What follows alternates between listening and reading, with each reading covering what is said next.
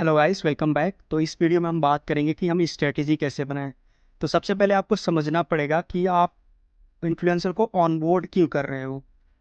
आपका गोल क्या है। अगर आपने किसी ब्रांड को ऑनबोर्ड करा है, ब्रांड ब्रांड का ऑब्जेक्टिव क्या है। अगर ब्रांड ने आपको बोला है कि सेल्स जनरेट करनी है या फिर उनके वेबसाइट पे ट्रैफिक भेजना है, ट्रैफिक डाइवर्ट करना है, या फिर ब्रांड अवेयरनेस कैंपेन चलानी है, जब तो आपका ऑब्जेक्टिव क्लियर होना चाहिए कि आपको करना क्या है। जब भी आप ब्रांड से मीटिंग करते हो तो आपको ऑब्जेक्टिव क्लियर रखना है कि आपको यही देना है। क्योंकि अगर आप ब्रांड के साथ लॉन्ग टर्म में काम करना चाहते हो तो ब्रांड के साथ सारी चीज़ें क्लियर होना चाहिए कि आपको करना क्या है, राइट। नहीं तो आपके साथ ब्रांड एक ही बार काम करेगा और आपने अच्छा रिजल्ट डिलीवर नहीं किया तो वो बैकअप कर जाएंगे। तो इसके लिए ज़रूरी है कि आपने ब्रांड को पहले ही लिखवा के ले लेना है कि आपका ऑब्जेक्टिव क्या है। कोई भी इन्फ्लुएंसर मार्केटिंग कैंपेन अगर रन करनी है तो उससे पहले ऑब्जेक्टिव आपको पूछ लेना है कि करना क्या है।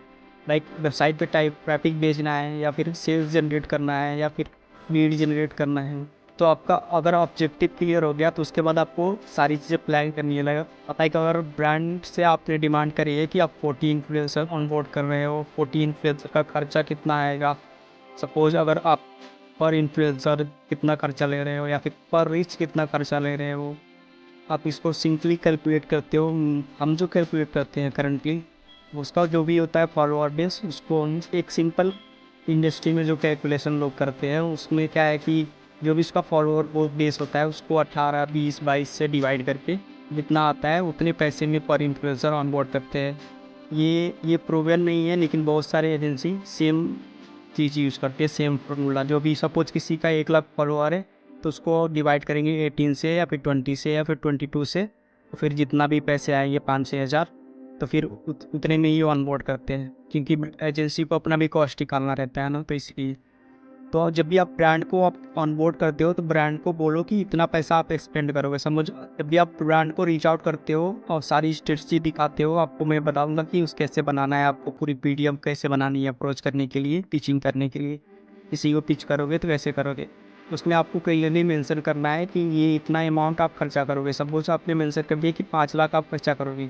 5 लाख के बाद आपको मेंशन करना है कि आपका एजेंसी का चार्ज कितना है। आपका एजेंसी, आप इस पर 5 लाख खर्चा किया और एजेंसी का आपको 20% देना होगा, तो 20% और एक्स्ट्रा लोगे आप, क्योंकि आपको एजेंसी कास्ट इंक्लूड करना है। आप जो जो करंट ये 5 लाख है इसमें तो आपका थोड़ा बहुत बचेगा ही बचेगा, लेकिन आपको एजेंसी कॉस्ट भी इंक्लूड करना है जो भी आप टीचिंग करोगे उसमें।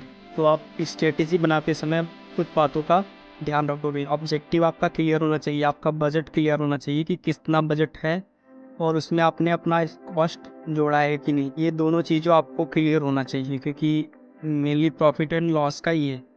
आपका खुद का भी प्रॉफिट होना चाहिए और आप बिजनेस को भी आप कंपनी को भी प्रॉफिट करके दोगे जिसका भी आप काम कर रहे हो। तो ऊपर ऊपर की स्ट्रेटजी में आपको दो चीज़ें बिल्कुल क्लियर रखना है। मैं ऐसा क्यों बोल रहा हूँ, क्योंकि आप जो कंपनी रन कर रहे हो या फिर एजेंसी रन कर रहे हो या फिर कहीं पे भी काम कर रहे हो, तो वो प्रॉफिट एंड लॉस में ही कैलकुलेट करते हैं। इसलिए आपको ब्रांड का ऑब्जेक्टिव क्लियर होना चाहिए और आपका जो भी चार्जेस कर रहे हो उस पर आप एजेंसी कॉस्ट इंक्लूड करके ही ले रहे हो। मेक श्योर ये दो चीज़ें बहुत ज़्यादा मैटर करती है, क्योंकि आप सारा गेम इसी पे चलाओगे। सपोज अगर ब्रांड के लिए आपने काम किया, आपको पैसे ही नहीं मिले तो क्या होए। और ऑलवेज कभी भी एडवांस में ही काम करना है। ब्रांड से कम 50% एडवांस तो लेना ही लेना है। अगर 50% एडवांस नहीं दे रहे तो 25% एडवांस ले लो। बिना एडवांस के काम कोई भी नहीं करना। ट्राई करो कि 100% एडवांस मिल जाए। अगर 100% नहीं मिलता है तो तुम 50% ले लो और 50% कैंपेन डिलीवर कर दो। उसके बाद डिमांड करो पैसे की, क्योंकि भाई फ्री में कोई भी काम नहीं करना है। तुम फंस सकते हो, क्योंकि इन्फ्लुएंसर तुम्हारे बारे में निगेटिव चीज़ें बोल सकता है अगर तुमने टाइम पे पेमेंट नहीं करा तो ये चीज़ें ध्यान में रखनी है।